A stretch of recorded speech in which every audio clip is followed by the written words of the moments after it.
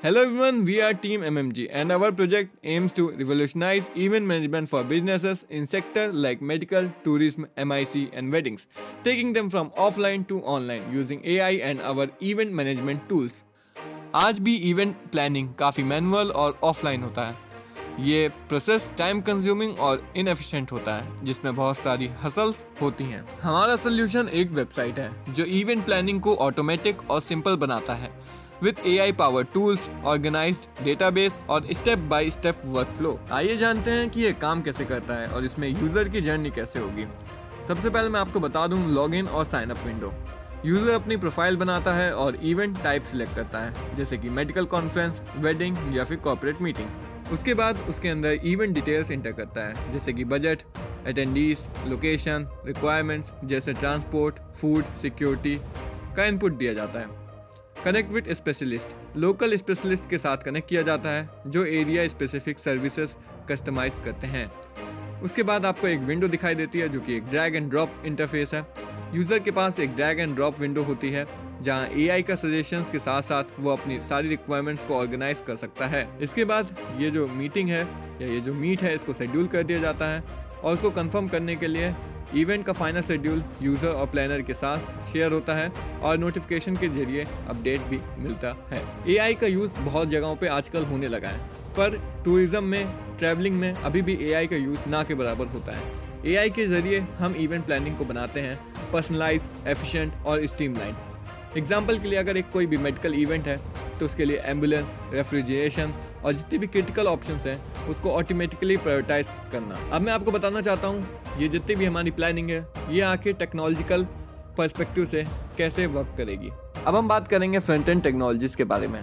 कौन सी टेक्नोलॉजीज हम यूज़ करेंगे इसमें। सबसे पहले हम बात करते हैं फ्रेमवर्क के बारे में।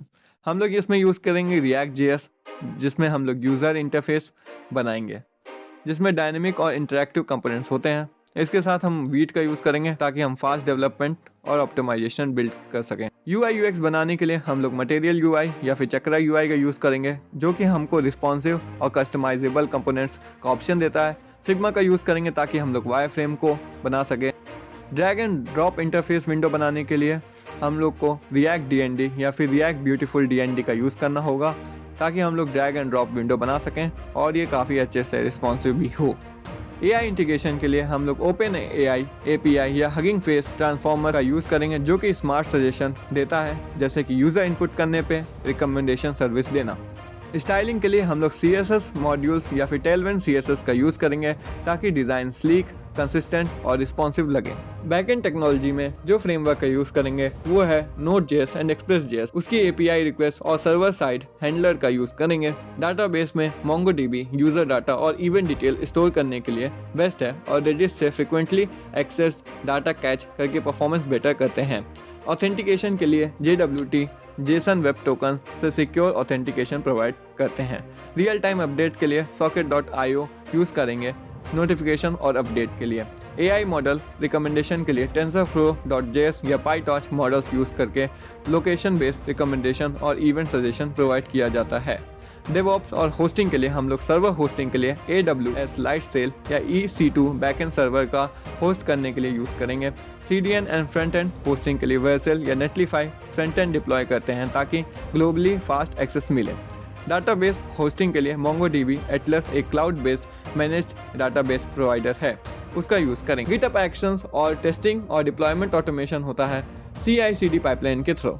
उसके बाद APIs एंड इंटीग्रेशन में बात करें गूगल मैप्स की API से लोकेशन और रूट प्लानिंग करते हैं। SendGrid से ईमेल और SMS नोटिफिकेशन भेजते हैं। Stripe या फिर Razorpay से बजट पेमेंट इंटीग्रेशन करते हैं। EventBridge API का यूज़ करके डाटा सिंक करते हैं इवेंट्स का। एडिशनल टूल्स एंड लाइब्रेरीज की बात करें तो फॉर्म हैंडलिंग के लिए Formic या फिर React Hook फॉर्म का यूज़ करते हैं कॉम्प्लेक्स फॉर्म्स ऑफ वैलिडेशन के लिए। डाटा विजुअलाइजेशन के लिए Chart.js या फिर D3.js का यूज़ करते हैं इवेंट शेड्यूल, बजट और अटेंडेंस इंसाइट दिखाने के लिए। AI ML डिप्लॉयमेंट करने के लिए Flask या फिर फास्ट API या फिर AI मॉडल्स डिप्लॉय करके प्रेडिक्शन और रिकमेंडेशन देते हैं। अब हम बात करेंगे कौन सा मॉडल हम किस पर्पस के लिए यूज़ करेंगे। सबसे पहले हम बात करें तो हम लोग टेक्स्ट प्रोसेसिंग के लिए OpenAI GPT-4 या फिर हगिंग फेस ट्रांसफॉर्मर्स जैसे कि BERT या फिर ROBERT A का यूज़ करेंगे। ये यूज़र इनपुट को समझना जैसे कि इवेंट टाइप, बजट और लोकेशन में मदद करता है। GPT-4 आखिर क्यों यूज़ करेंगे? ये कॉम्प्लेक्स और कॉन्टेक्स्ट अवेयर कन्वर्जेशंस हैंडल कर सकता है, डाइवर्स इनपुट को समझने में एक्सपर्ट है, जैसे कि plan a wedding in Jaipur with 500 guest, human like suggestion generate करने में इवेंट प्लानिंग के लिए आइडियल है।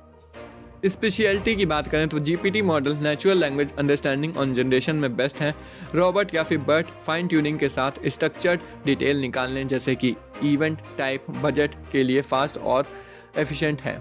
रिकमेंडेशन सिस्टम का यूज़ करेंगे यूज़र इनपुट के बेसिस पर रिसोर्स वेन्यूज फूड ट्रांसपोर्ट या स्पेशलाइज सजेस्ट करने में।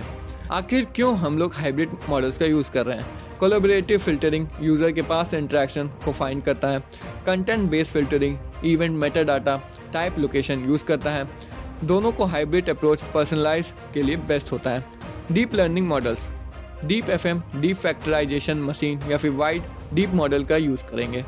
Specialise deep FM feature engineering और न्यूरल नेटवर्क को कंबाइन करता है बेटर रिकमेंडेशन के लिए। Wide and deep model generalisation और मेमोराइजेशन बैलेंस करता है, जो कि पर्सनलाइज प्लानिंग के लिए सुटेबल है। इमेज प्रोसेसिंग में हम लोग venue layouts decor ideas analyse करने के लिए एक स्पेसिफिक सेटअप आइडेंटिफिकेशन करने के लिए यूज़ करेंगे। मॉडल में YOLO V8 यूज़ करेंगे, जिसका मतलब होता है you only look once.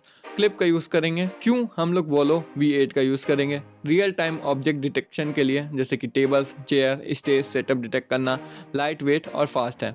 Clip का यूज़ करेंगे टेक्स्ट क्वेरी को इमेज से मैच करना है। लोकेशन डिटेक्शन और ऑप्टिमाइजेशन इवेंट के लिए करेक्ट लोकेशन फाइंड करना और नियरेस्ट रिसोर्सेज। अगर हम मॉडल की बात करें तो गूगल मैप की API AI इनहेंस जियो कोडिंग मॉडल्स जियोपाई S3 का यूज़ करेंगे। क्यों गूगल मैप्स की API यूज़ करेंगे? एक्यूरेट जियो कोडिंग और लोकेशन सजेशन प्रोवाइड करता है। प्रॉक्सिमिटी बेस्ड सर्च के लिए बिल्ट इन सपोर्ट है। बजट ऑप्टिमाइजेशन और कॉस्ट प्रिडिक्ट करना और ऑप्टिमाइज बजट सजेस्ट करना। XGBoost या फिर लाइट GBM रिग्रेशन टास्क के लिए यूज़ करेंगे। क्यों XGBoost का यूज़ करेंगे? Tablet data budget venue cost को इफेक्टिवली हैंडल करता है, फास्ट और इंटरप्रेटेबल प्रेडिक्शन करता है। इसकी स्पेशलिटी की बात करें तो XGBoost फीचर इंपॉर्टेंस हाईलाइट करना यूज़र को बताता है कि बजट पर सबसे ज़्यादा इम्पैक्ट क्या डाल रहा है। AI scheduling and work flow automation के लिए हम लोग इवेंट टाइमलाइंस जनरेट करना और कॉन्फ्लिक्ट अवॉइड करना। T5 ट्रांसफॉर्म X का यूज़ करेंगे। T5 का क्यों यूज़ करेंगे? क्योंकि टेक्सचुअल इनपुट को स्ट्रक्चर्ड टाइमलाइन में कन्वर्ट करता है, कॉम्प्लेक्स वर्क फ्लो के लिए शॉर्ट टर्म और लॉन्ग टर्म डिपेंडेंसीज हैंडल करता है, स्पेशलिटी के लिए प्रिसीजन के साथ step by step schedule generate करता है। वॉइस टेक्स्ट क्वेरी असिस्टेंट के लिए विस्पर OpenAI का यूज़ करेंगे या फिर GPT-4 यूज़ करेंगे। विस्पर वॉइस क्वेरीज को सीमलेसली टेक्स्ट में कन्वर्ट करता है और GPT-4 11 रिस्पॉन्सेज जनरेट कर सके। कंक्लूजन में हम ये बोल सकते हैं, our platform make event planning as simple as log in input drag and drop and submit.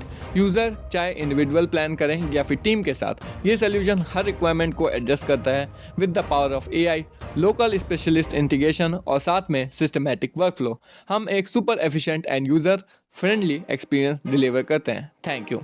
#TeamMMG